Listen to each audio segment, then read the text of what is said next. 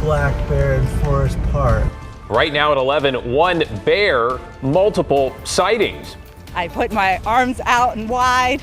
I said, "Bear, get away!" Here for one jogger who had a too close encounter and why experts say they can't be sure it's just the one. Plus, dream car nightmare. How one man's decision to rent out his car ended up in the wrong hands. But first, the purpose of them being here is to better their lives, and it was taken away.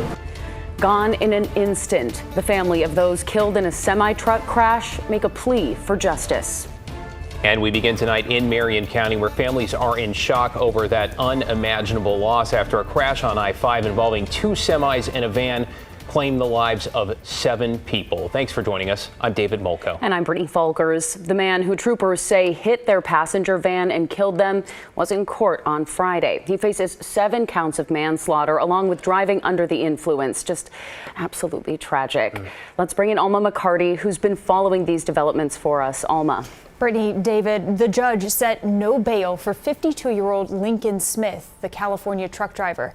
In court documents read by the prosecution this afternoon, witnesses told OSP he'd been swerving on the road before he allegedly plowed into the occupied van parked on the shoulder. I have a 1-year-old son, a year and a half. In the morning he woke up. Mama. He asked me, Mama. Lives and plans changed in an instant. There is no power that will be able to give me back my wife. Teníamos planes juntos como familia. We had plans together as a family. The husband of one of the 7 people killed on I-5 near the Santiam River Rest area made an emotional plea to a Marion County judge Friday. Un proceso legal justo. I hope that there is a fair legal process. Troopers say there were 11 people inside a passenger van parked lawfully on the side of the interstate Thursday afternoon. Another semi was parked right nearby. Then authorities say a tractor-trailer driven by Lincoln Smith veered off the roadway and slammed into the van. 6 died at the scene, a 7th person on the way to the hospital. 3 other people in that van were badly injured. All of these hard-working immigrants that were in this vehicle, 7 of their lives were taken away. The purpose of them being here is to better their lives, and it was taken away. In court, prosecutors explained to the judge what witnesses say they saw, how Smith was allegedly weaving across the highway, and how they did not see his brake lights before this tragic impact. Defendant appeared dizzy, had constricted pupils, was unable to focus or answer basic questions. The state saying Smith refused field sobriety tests and was unable to focus or answer questions, then admitted to using speed the day before. Officials said they found meth in his pocket and canisters used for inhalants around the truck. Smith now facing 7 counts of manslaughter, as well as DUI and reckless driving.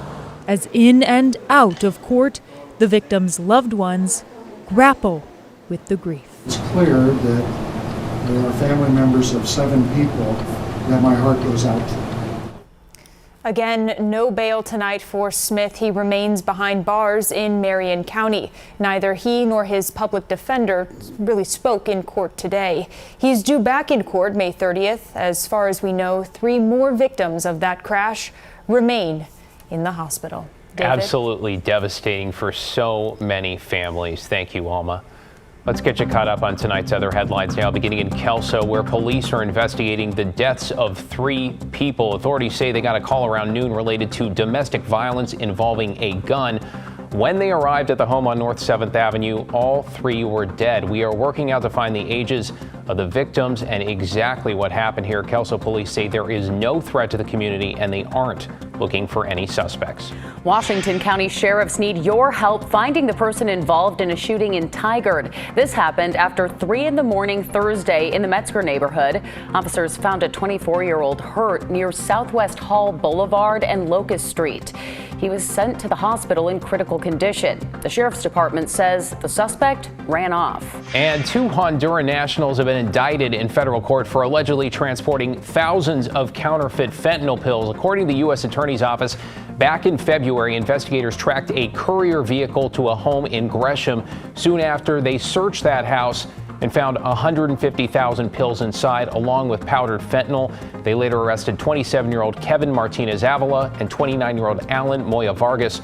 Both have pleaded not guilty. If convicted, they face life in prison with a minimum sentence of 10 years. We may be one step closer tonight in learning what sparked a massive fire at the May Apartments in downtown Portland. The more than 100-year-old building went up in flames Tuesday afternoon. Residents got out safely, but lost everything inside. And into our newsroom just about 45 minutes ago, Portland Fire says that they're hoping to get a fire investigator inside by Tuesday. It comes after investigators flew drones today in and around the charred, shelled-out building in hopes of pinpointing a cause. You see, right now the area remains fenced off. It's unsafe since it continues to crumble. Jeff Pritcher of the Scappoose Fire District piloted the drone today. He says it'll assist in creating both 2- and 3-dimensional maps of the scene. Then we're going to do some very specific photos to help enhance one of the areas of interest that the fire investigators have. Like whether it be negligence on the way the building was ran or whether it be arson, like we just want to kind of put this thing to rest. The Red Cross is helping displaced residents, setting up a shelter on the University of Portland campus. There are several GoFundMes right now for the fire victims. We have links up on KGW.com.